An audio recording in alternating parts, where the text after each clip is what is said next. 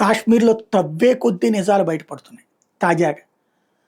మనం నా వీడియోలు రెగ్యులర్గా ఫాలో అయ్యేటటువంటి వాళ్ళకి అంతర్జాతీయ వార్తలు రెగ్యులర్గా నేను టచ్ చేస్తుంటా. ఎస్పెషల్లీ పాలస్తీనా ఇజ్రాయెల్ గొడవలు ఏం జరగబోతున్నాయో అప్పుడే ప్రస్తావించాను. ఆ తర్వాత యుద్ధం ప్రారంభమైనప్పటి నుంచి అప్డేట్స్ ఇస్తానే ఉంచా.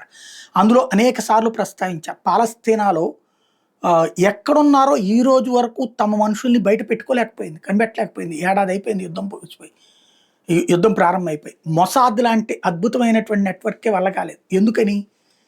పందుల గుంపు ఎక్కడో దాచేసేటటువంటి తమ పిల్లల్ని ఎలా బయటికి తెస్తుంది?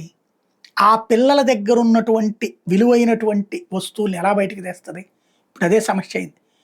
సొరంగాలు తవ్వేసుకోవడం అనేది ప్రపంచ దేశాల డబ్బులతో, ప్రపంచ దేశాల నుండి ఈ ఉగ్ర కార్యకలాపాలు లేకపోతే డ్రగ్స్ అమ్మడం ద్వారా వచ్చిన డబ్బులతో పాలస్తీనా, యెమెను, లెబనాను, సిరియా ఇట్లాంటి చోట్ల సొరంగాలే లైఫ్.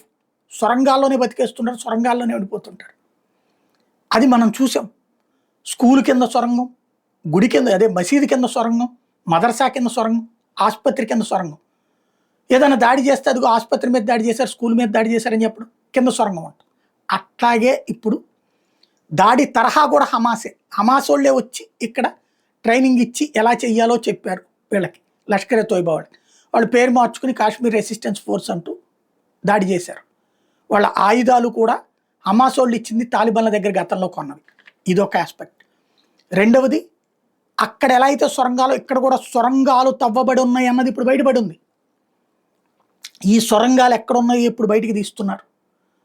ఇవి పాకిస్తాన్ లోపల దాకా ఉన్నాయా అన్నది. ఇంకోటి, ఒక సొరంగం సరిహద్దులో తవ్వాలంటే వ్యక్తికి సాధ్యమవుతుందా? సైన్యం సహకారం ఉండి తీరాలి. అంటే పాకిస్తాన్ సైన్యమే ఇందులో ఇన్వాల్వ్ అయ్యింది. పాకిస్తాన్ సైన్యం హమాస్ తీవ్రవాదుల చేతన లేదా హమాస్ తీవ్రవాదులకి మద్దతుగా ఉండేటటువంటి పని వాళ్ళ చేతన అక్కడ సొరంగాలు తవ్వించి కాశ్మీర్లో దాకా తవ్వించింది. జమ్మూ ప్రాంతంలోనే ఈ సొరంగాలు తవ్వించింది. ఎందుకంటే అది మైదాన ప్రాంతం కాబట్టి. ఇక్కడైతే సాధ్యం కాదు కాబట్టి కాశ్మీర్లో ఈ దగ్గర.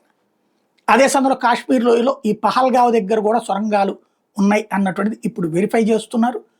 చాలా పెద్ద ఎత్తున జరుగుతుంది.